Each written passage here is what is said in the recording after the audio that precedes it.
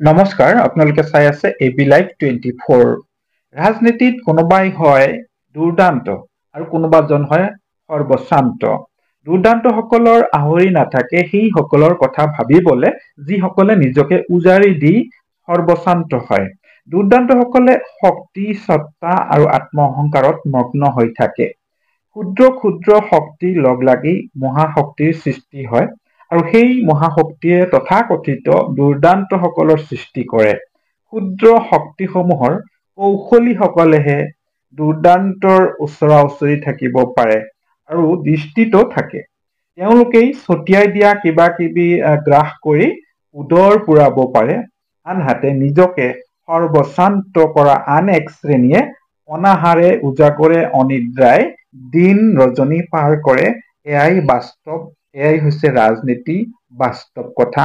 এই কথাখিনি কোৱাৰ উদ্দেশ্য আৰু কাৰণ এটা আছে, সেয়া বুজিবলৈ এটি ভিডিঅ' ক্লিপ আপোনালোকক দেখুৱাবলৈ বিচাৰিছো। তাৰ আগতে এটি ৰিকুৱেষ্ট, যদি চেনেলটোত প্ৰথম আহিছে তেন্তে ছাবস্ক্ৰাইব কৰিবলৈ নাপাহৰিব। আহকচোন চাওঁ ভিডিঅ' ক্লিপটো। বিজেপি দলক মনে মই ভাল পাওঁ আৰু ভাল পাইতো আজি মই সেনেকা মানে দলৰ প্ৰতি কাম কৰোঁতে দলৰ পৰা এটকা পইচা নাপায়, মই নিজৰে পকেটৰ পৰা খৰচ কৰি পেলাই মই আজি সেইখিনি আগবাঢ়িছোঁ।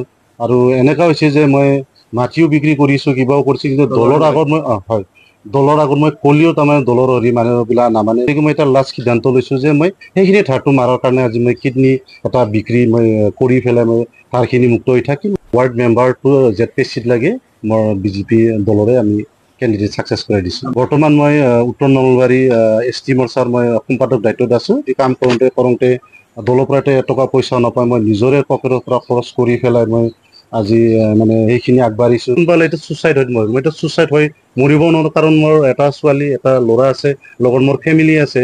মই যদি ছুচাইড হৈ যদি মৰি যাওঁ, তেতিয়া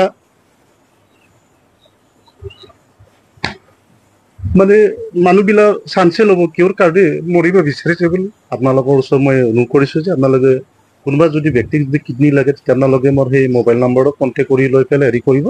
মই আপোনালোকৰ যিখিনি মোক লাগে কিডনীৰ মূল্যটো মই তেনেকৈ আপোনালোকৰ ওচৰত বিচাৰিম। শাসনাধিষ্ঠ বিজেপি দলৰ কৰ্মীৰ এনে অৱস্থা। এখেত হৈছে নাগেশ্বৰ বড়ো। নাগেশ্বৰ বড়োৰ পৰিস্থিতি নিশ্চয় আমি গম পালো।